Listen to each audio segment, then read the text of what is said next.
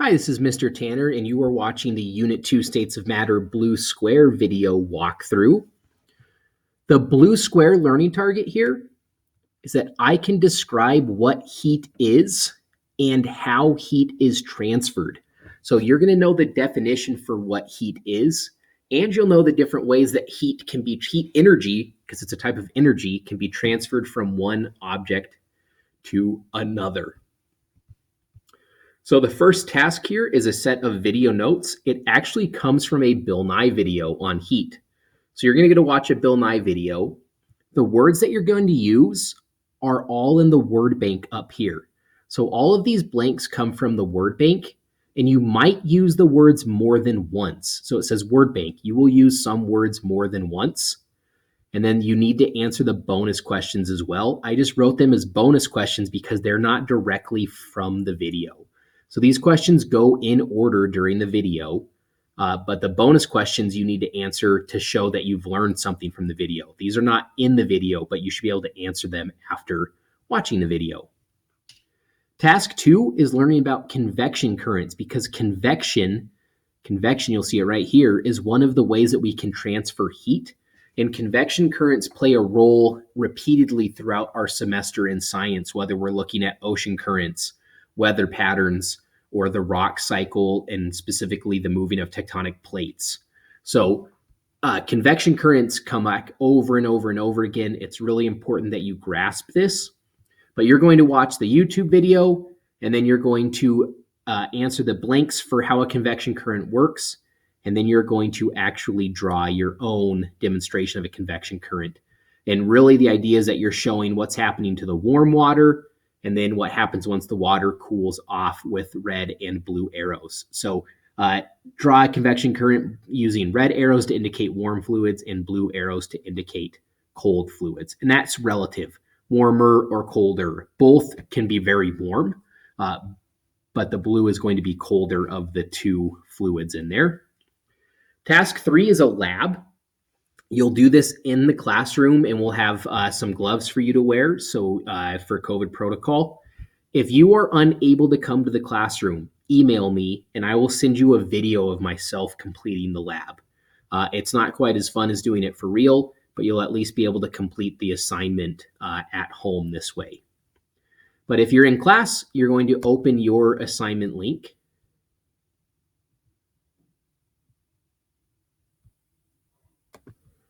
And that'll take you to the blue square task 3 melting ice lab. It says follow all of the instructions and answer all of the questions. Follow all the instructions and answer all of the questions on the attached doc. And then it repeats again. You can't come to class, email me, and I'll send you a video you can use to complete the assignment.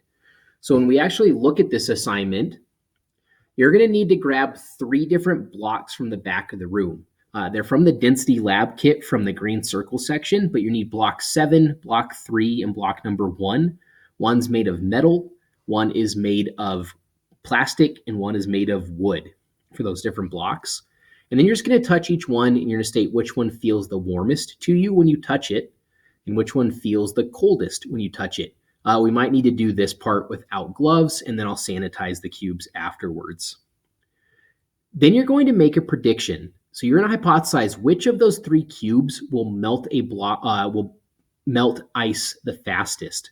So your hypothesis could be, I predict that so-and-so will melt the ice the fastest. And keep in mind up here, which block felt the warmest and which felt the coldest. You can use that information to help you with your hypothesis. Part 2 is to grab 3 cubes from the freezer. Since we're in COVID this year, you'll just need to ask Mr. Tanner, to get you ice cubes from the back so that we don't have students getting up all of the time. And then once you have the ice cubes, you're going to place one ice cube on each of the 3 cubes that you've already have at your table. And you're just going to observe as the ice melts on each surface. After it's been melting for a little while, you're going to record, how fast is the ice melting. One's going to be the fastest, one's going to be the slowest. That's what relative means. So you'll just have like fastest, middle, slowest. That's no particular order. I'm just going from top to bottom there. So that's what relative means. You don't need to tell me how long it took to melt, just which one melts the fastest, which one's in the middle, which one's melting the slowest. And then when they're done melting, you're going to take the ice cubes off and you're going to touch those 3 cubes again and tell me which one is the coldest. So again, this is relative. So just randomly from top to bottom, you might say this one feels the warmest, this one is the middle, this one feels the coldest. So that's what I mean by relative. Which one's the warmest feeling, which one's the coldest. And then you're going to answer these questions. What type of energy needs to be added to ice in order for it to melt? Make sure you're using complete sentences. And then finally, for the conclusion, there's a sentence frame, and you just have to fill in, replace these bold italics sections. So it says, after conducting the experiment, I know that my hypothesis, you're going to restate what your hypothesis was. You should be able to basically copy and paste it from up here and place it down here. So after conducting the experiment, I know that my hypothesis, restate what that was, and was it correct or incorrect? Tell me which one it was, and then you need to elaborate. I know this because. And for the because, you're citing your observations. So you're going to use information from right here to help answer that question. Once you've finished all this, you're going to turn it in. Let me know that you're done, and I will sanitize your cubes, clean off your workstation, and get everything set back for the next student to use. That's the Melting Ice Lab. Again, if you don't have, if you're not able to come to school, email me and I'll send you a video of myself completing the lab. Task 4 is to show me your science notebook pages. This is going to be just like the green circle. If you're in class, you show them to me in person. If you cannot come to the classroom, or maybe you're running a bit late and you are at home when they are due, then you can go to Google Classroom, find the blue square Task 4 notebook check assignment from Unit 2, and attach the pictures that you need. For this one, you're going to need the heat convection currents picture and your heat notes. So just those couple of things from that. Once you've finished the notebook check, you're ready to take the blue square level up quiz. You need to take it as many times as it takes to get 100%. And once I've seen that you've gotten a 100%, you can go ahead and click here to start the black diamond section. Thanks for watching this walkthrough.